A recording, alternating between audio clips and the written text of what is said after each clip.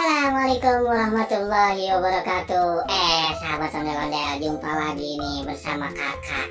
Wah, kakak kali ini berada di kandang ayam. Wah, apa itu? Wah, sahabat ondel-ondel, rupanya kakak melihat ada boneka pocong dan ondel-ondel lain. Aduh, rupanya mereka berdua ada di sana tuh, sahabat ondel-ondel.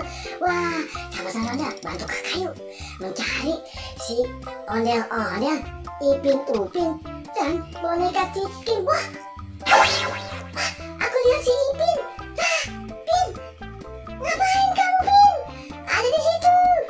Wah, rupanya tuh sahabat ondel-ondel, si Ipin, waduh, lagi ada di sana tuh. Aku jadi satu tuh sama si ondel-ondel tuh, ondel-ondel pocong dan ondel-ondel warna putih. Nah, kemana? Wah, kakak lihat?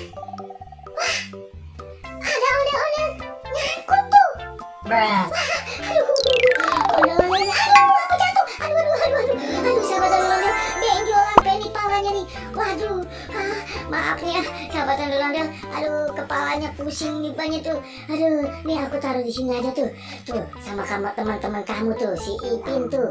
Nah, sama ondel-ondel pocong dan ondel-ondel mungil lainnya tuh. Wah, ya sahabat ondel, kemana lagi nih ya? Kita mau mencari temannya si Ipin. Wah, kakak baru kali lihat ada apa tuh?